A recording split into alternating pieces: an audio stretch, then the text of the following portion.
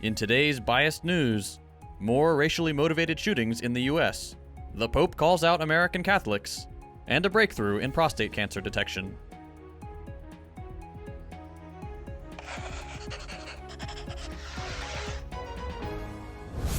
Racial violence continues in the US as an armed white man murdered 3 black Americans in a Dollar General store in Jacksonville, Florida this past Sunday. Armed with a rifle, tactical vest, and handgun, the man proceeded to shoot himself following the racially motivated killing. The white perpetrator, thus far unidentified, gunned down 2 men and 1 woman in the attack. He had written several manifestos intended for the media, his parents, and law enforcement in which he detailed white genocide conspiracy theories, a hatred for black people, and other discriminatory content. His weapons were adorned with swastikas and fascist slogans, and he was first spotted around the historically black college Edward Waters University prior to his entry to the Dollar General. The local FBI office that failed in preventing this attack despite extensive privacy-violating spying on regular Americans is considering this a hate crime, saying, quote, "Hate crimes are and will always remain a top priority for the FBI because they are not only an attack on a victim, they're also meant to threaten and intimidate an entire community." Mass shootings continue to be daily affairs in the US, with 469 so far in 2023. Last year in Buffalo, another white supremacist killed 10 black Americans, just one example of dozens of racially motivated attacks across the country. Florida Governor Ron DeSantis stated that he, quote, "took the coward's way out. The shooting, based on the manifesto that they discovered from the scumbag who did this, was racially motivated. He was targeting people based on their race. That is totally unacceptable." This is an especially egregious statement, as DeSantis has banned African American studies in Florida, and has refused to tackle race-based police violence in the state. Until proper political responsibility can direct progressive development of mental health care access, proper gun reform laws, and social safety, these attacks will continue. Zimbabwe's president has secured a second term, but the opposition and observers question the fairness of the election. The incumbent won with 52.6% of the vote, while his main rival received 44%. The election faced delays and accusations of rigging. Despite international observers highlighting similar issues like biased media coverage, the ruling ZANU-PF party denies manipulation. The sitting president's victory also gives his party control of the parliament. The election took place amid economic struggles and public discontent, raising doubts about the legitimacy of the results.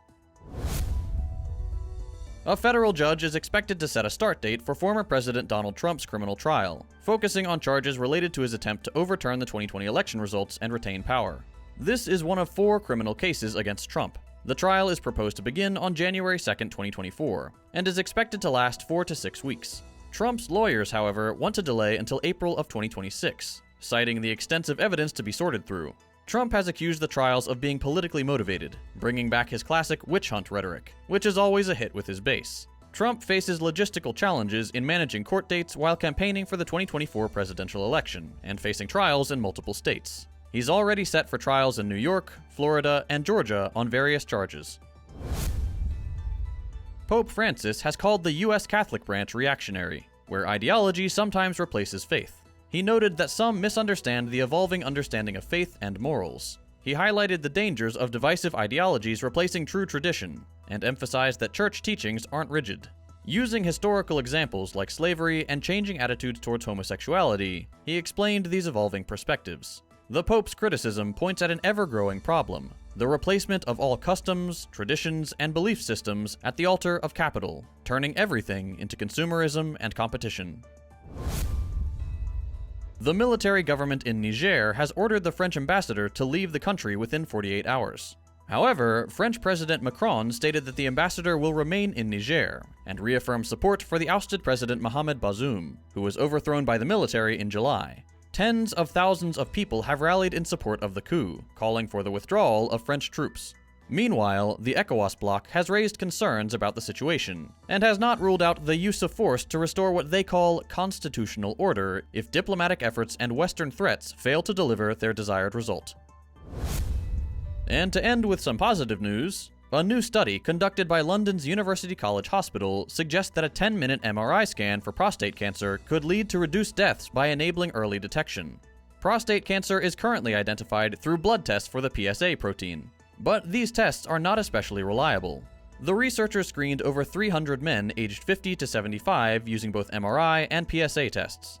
The MRI scans indicated cancer in 48 men, and remarkably, 2/3 of the cancers detected by the MRI were missed by the PSA test. Experts find these results extremely exciting, and are hopeful that larger studies could pave the way for a national screening program based on MRI scans as a more effective initial step in testing. That's all for today. We'll be back day after tomorrow with more news. If you'd like to see longer episodes with more in-depth analysis, consider becoming a patron so we can grow and expand.